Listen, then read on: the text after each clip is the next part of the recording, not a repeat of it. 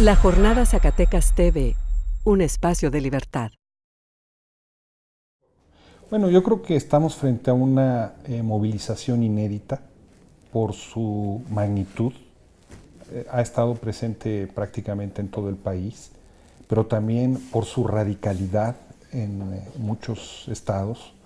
Las tomas de presidencias municipales que se vivieron en Zacatecas, en Chiapas, por ejemplo, y por el papel tan activo que han venido jugando los padres de familia, que es también yo creo que muy relevante en Zacatecas, en Chiapas y a pesar de lo que cierta prensa diga en el estado de Oaxaca. No podíamos, es también muy relevante, me parece, en lugares como Veracruz y Campeche.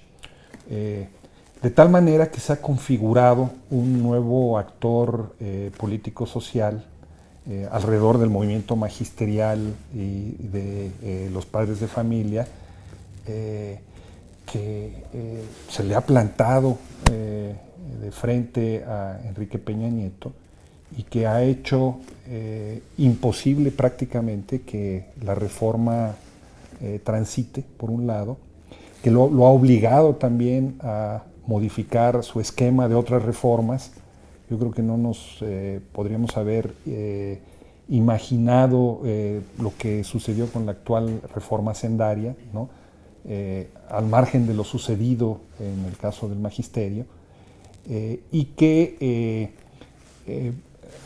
por todas las evidencias con las que contamos, todavía tiene gasolina para rato. Es decir, desde que comenzó el primer paro indefinido en el estado de Guerrero hace 8 meses, pues esto no ha terminado y no da la impresión de que vaya a terminar.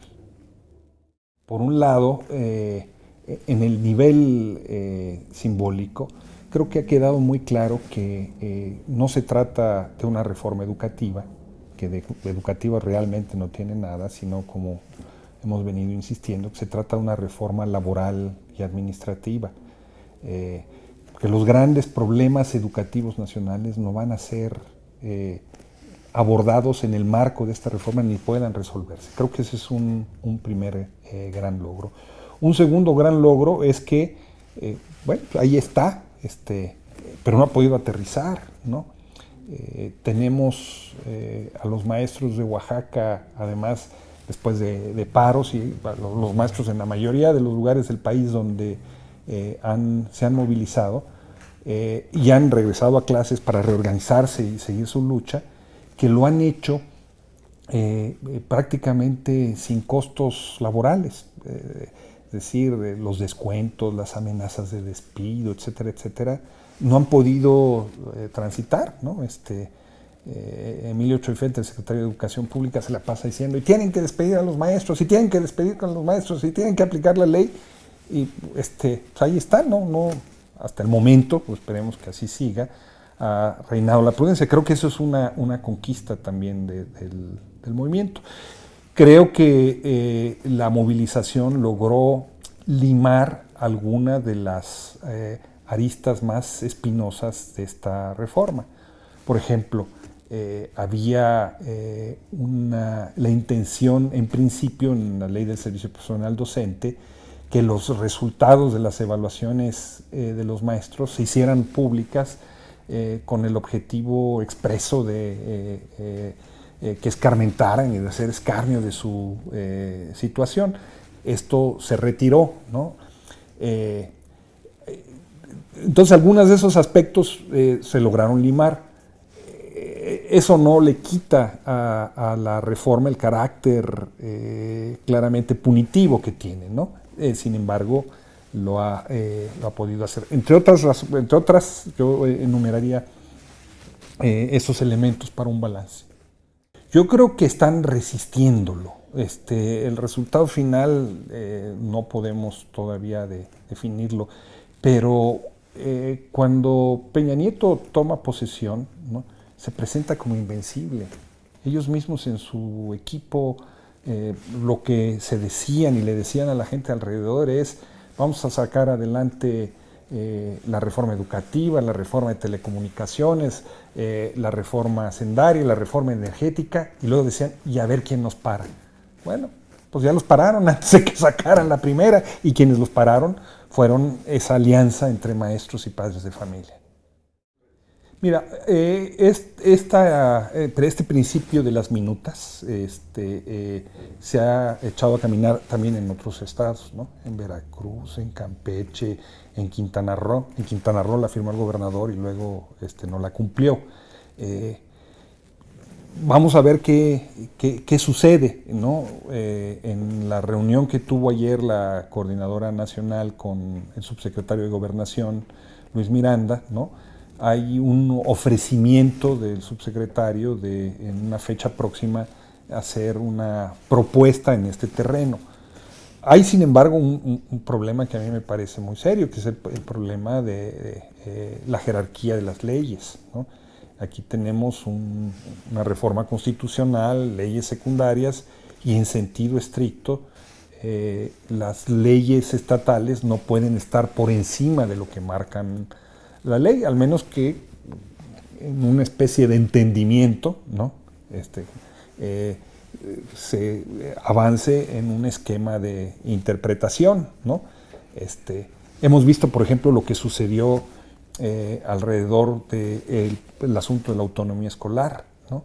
En un primer momento comenzaron a llegarle a las escuelas los recibos de agua, los recibos de luz, que antes eran indicativos en muchos lugares que no pagaban, que de repente se les comenzó a presionar para que lo pagaran con cooperaciones de los padres, y ahora ya están diciendo que no, que eso no va a suceder, que de ninguna manera, que se van a comprometer con el principio de que eso no va a pagar. Es curioso porque hasta ahora lo que ha venido sucediendo es que los padres de familia han venido colaborando en muchos de los gastos de las escuelas. Entiendo que aquí, por ejemplo, en Zacatecas, el año pasado tuvieron que pagar unos domos que se pusieron en las escuelas y fue un escándalo, que el problema con la electricidad en las zonas rurales de las escuelas es un problema real en que los padres de familia le tienen que entrar, que no hay presupuesto real para el equipamiento escolar. A ver si es cierto que ahora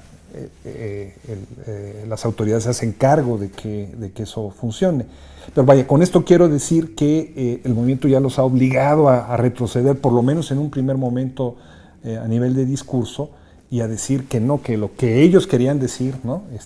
Es otra cosa. Ya estaban como Vicente Fox y su vocero, ¿no? Que tenía que estar aclarando lo que el presidente decía. Así están ahora ellos, ¿no? No, lo que Choifet quiso decir. También se podría decir que el gobierno mantiene el control sobre el sindicato, ¿no? Ahí está Juan Díaz de la Torre desempeñando el papel más pedestre que un líder sindical haya desempeñado jamás en la historia del CENTE. O sea, ni Carlos Jongitud, ni Robles Martínez, ni Elbester Gordillo se portaron con la abyección que él se está comportando ante esta reforma. Y a pesar de eso, a pesar de que el gobierno los controla, pues hemos visto un movimiento emergente de bases que va más allá de las fuerzas de la Coordinadora Nacional por todo el país.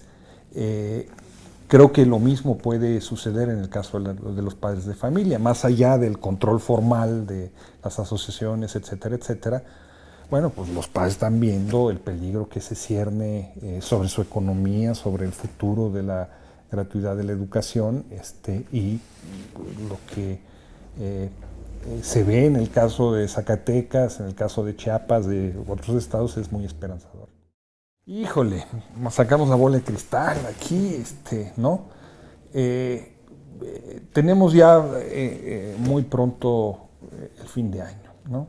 Y tenemos antes del fin de año la pretensión de el gobierno federal de sacar una reforma energética que va a desnacionalizar los bienes de este país, ¿no? Que le va a abrir las puertas aún más al gran capital transnacional en la industria petrolera y les va a acabar entregando prácticamente la industria eléctrica.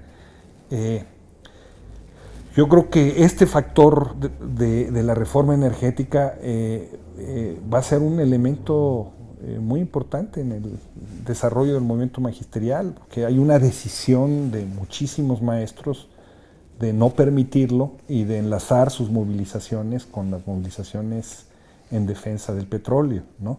Entonces, ese es un primer factor que va a depender. Después está el factor de las vacaciones de diciembre, ¿no? Que pues tradicionalmente ha sido un momento de reorganización, ¿no? de repliegue. Este año se cumplen los 70 años de fundación del CENTE, ¿no? Seguramente los dirigentes nacionales van a querer celebrarlo a lo grande, no sé qué van a acabar celebrando, pero esto va a poner en la opinión pública también un debate sobre el futuro del sindicalismo magisterial, etcétera, etcétera. Pero lo que sí puedo prever, sin tener que ser brujo, ¿verdad?, es la permanencia y la continuidad de las movilizaciones. Bueno, Zacatecas jugó un papel muy importante en el movimiento nacional, ¿no? Porque cuando Oaxaca se replegó y se mantuvo el paro en Chiapas y seguía Veracruz, ¿no? El gobierno federal quiso montar una campaña diciendo, ya se acabó, ya, vamos a regresar a la calma.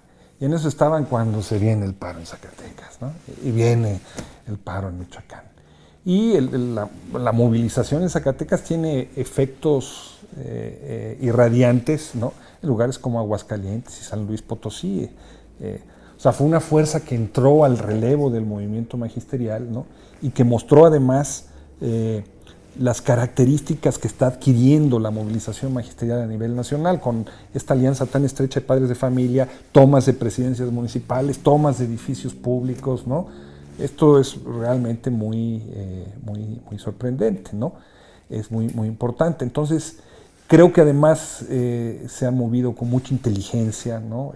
Firmando una minuta que le permite al movimiento replegarse, reorganizarse, discutir, resolver los problemas de represión para buscar encontrar un proceso de sincronización a nivel nacional.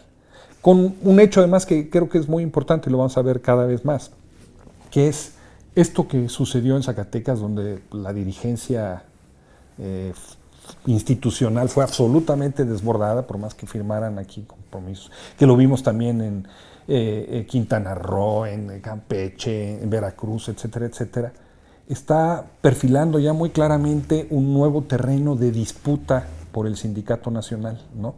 Y aquí otra vez creo que la experiencia zacatecana es muy relevante. La Jornada Zacatecas TV, un espacio de libertad.